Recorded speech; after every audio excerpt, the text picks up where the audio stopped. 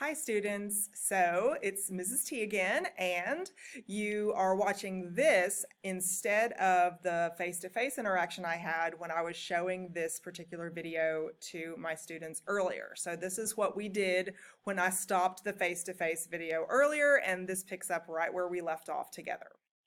Okay, so this video is of a high school social studies, cultural geography teacher in Minnesota who has a YouTube channel. It's called the Mr. Sin channel, and it's really cute. He's got a whole lot of really good things for his students to supplement their instruction, and I wanted to use one of them with you today to show you how you can apply those 5 themes of geography to literally anything that you do in your daily life. So this video is of Mr. Sin, the teacher, playing Fortnite and talking about the 5 themes of geography, explaining the 5 themes of geography by using the Fortnite set and how he is, giving you a narration of how he's playing through the terrain in Fortnite.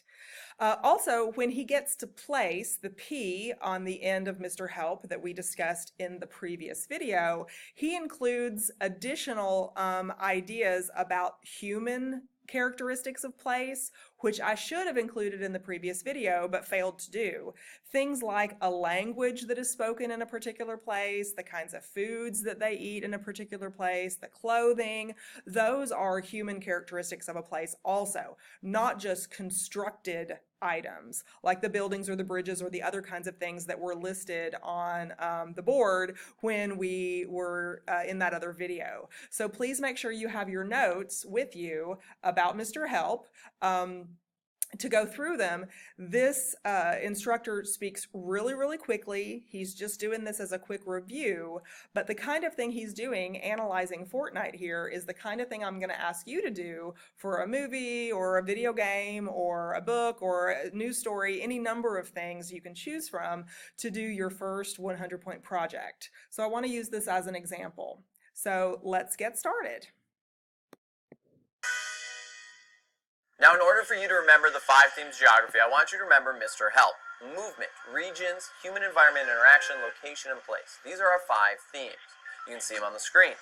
Now, we're going to go into our first theme, which is movement. Right now, I just jumped out of the party bus, and I am now moving down toward the main island. I'm actually immigrating. I'm leaving the starting island, and I am coming into this island. Movement is not just me flying through the air right now, about to invade Snobby Shores. No, movement is when we're going from place to place and you're impacting it. Places don't exist in isolation, in case you didn't realize that.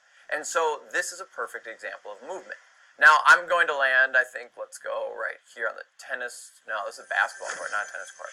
We'll start stealing from whoever's house this is, because why not? I need loot. And this is another example of movement. I'm interacting with this place. I have come from a different place and I'm interacting here. Now, movement can also be us trading goods. It can be services. It can be us talking and spreading ideas. Movement happens all the time. So I skipped ahead so that way we can get into more of the fighting and me winning.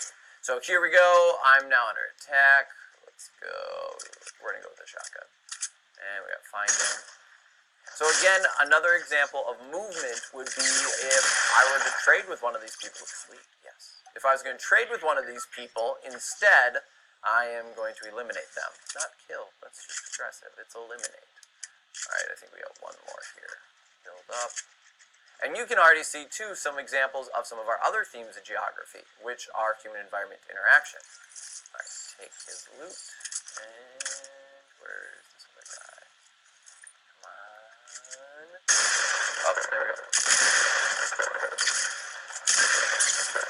And up. Yeah, success. Movement. All right. Let's go to the next theme. Our next theme is region. Now, regions are when we have places together that have similar characteristics. And we can categorize these in 3 different ways. We have formal regions, we have functional regions, and we have perceptual regions. Now we're going to start with formal regions. So I've paused Fortnite, I have the map up right now, and we're going to break it down. We can see formal regions on the Fortnite map. Now, we can see the mountain ranges where we have around Tilted to Pleasant, down to Shifty Shafts, and we can also see the wetlands at Moisty Myers. We can also see a formal region on the top with the grasslands, kind of around Anarchy Acres, Risky Reels, or the forest by Lonely Lodge or the Wailing Woods. So these are formal regions. Now these are geographic. At the same time, there could also be political formal regions, like for example the United States and our 50 states.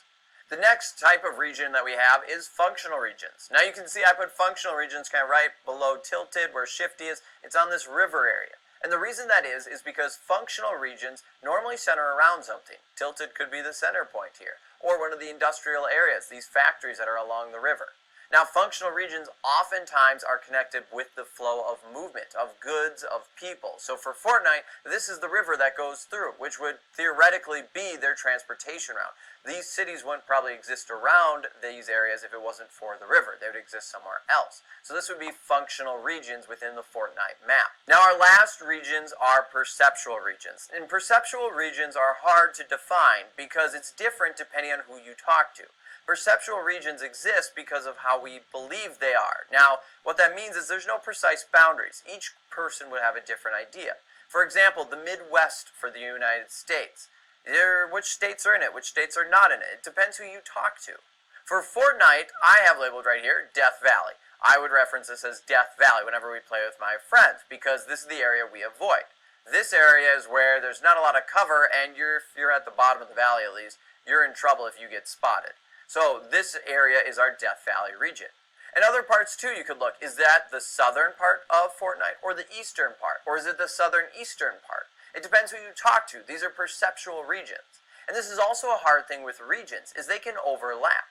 Something could have a formal region, a functional region, and also a perceptual one. It depends who you're talking to and what we're focusing on. And so these are regions, the next one of our 5 themes of geography. Time for a brain break, where you get to watch Mr. Sin fail. Alright, here we go. Yeah, that happened. This is brought to you by failure. Failure in Moisty Myers is a sad thing. Alright, now back to the 5 themes of geography. Brain break is over. Our next theme is human-environment interaction. Now we're going to go to 2 spots to show this theme, and we're going to start at Moisty Myers. So, flying on the sugar glider here with my awesome Reaper skin. 2 things do not go together at all. But human-environment interaction is the relationship between the environment and humans. Now it's a back and forth relationship. The environment will impact humans, which will cause them to alter it, and then the environment normally reacts. And some things are intentional and some things are unintentional. We'll see this theme come up throughout all of human geography. So right now I'm chopping down trees, get some of these mushrooms, some shield bonuses, and now we're going into Moisty Myers itself. And you can see right here, if you've played Fortnite, you can realize there's human environment action that's happened here. There's a movie set. This swamp is drained, and now we have this movie set here. Come on, Fortnite, hashtag bring back Moisty Myers.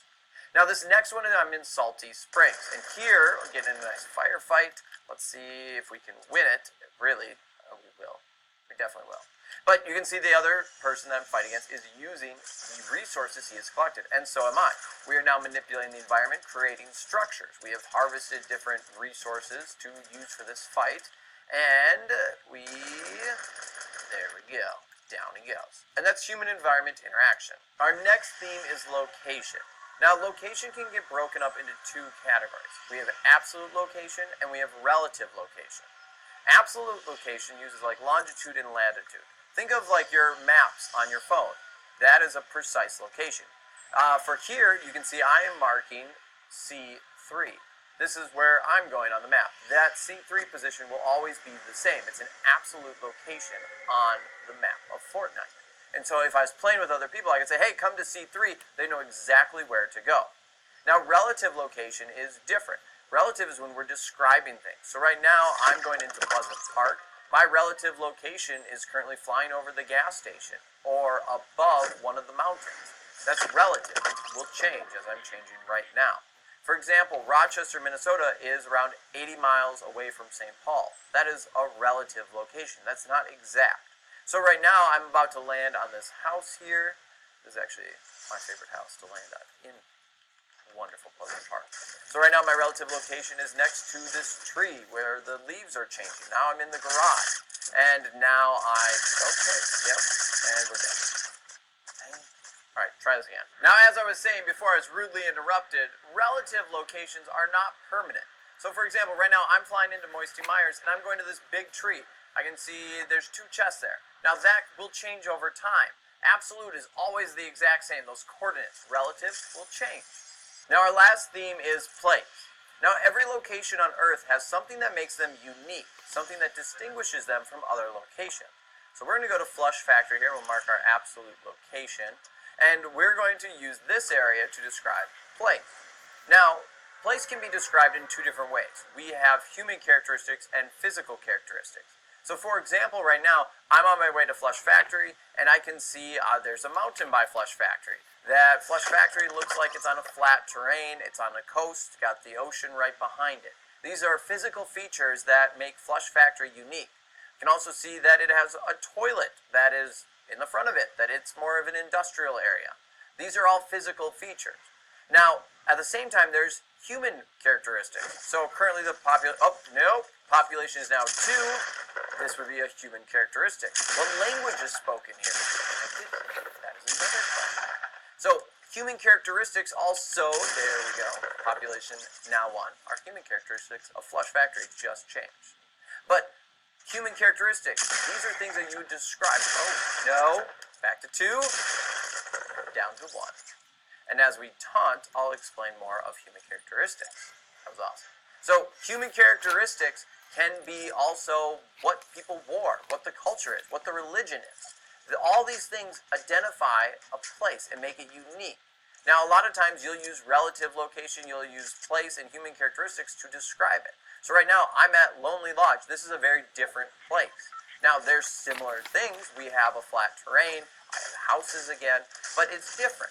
And I can describe that. This is more of a log cabin area. This is in a woods area. There's no mountains here. There isn't an ocean here. These are things that could make this place unique. Now, in Fortnite, there's not cities with all these people in it, so we don't know exactly what's occurring there. I mean, we can go to Tilted right now, but still, there's not a population living there. But those would be more things that fall under human characteristics. And those are the 5 themes of geography. If you're having a hard time remembering them, think of Mr. Help. Movement, regions, human environment interaction, location, and place. Hopefully this video helps you better understand the 5 themes of geography. I'm Mr. Sin. Thank you for stopping by. Don't forget to subscribe and check out the other videos on my channel. Okay, so I hope that helped you understand the 5 themes and gives you an example of what I'm going to ask you to do for the first project. Now, I'm not saying that you are going to have to make a video. You can certainly do that as one of your options to submit your work to me, but a paper is also going to be fine if you want to do, if you want to write something out. You can do a video voiceover like this. There's going to be several different ways you can produce your first, the work that I'm asking you to do in your first project, but I wanted you to see how this fellow applied those basic concepts of geography to what he does every single day. And so that's what you're going to be doing. You're going to be applying these themes of geography to a movie, TV show, whatever. Things that you like to do every day. And that's what Project 1 will be all about. You'll get more details about that next week.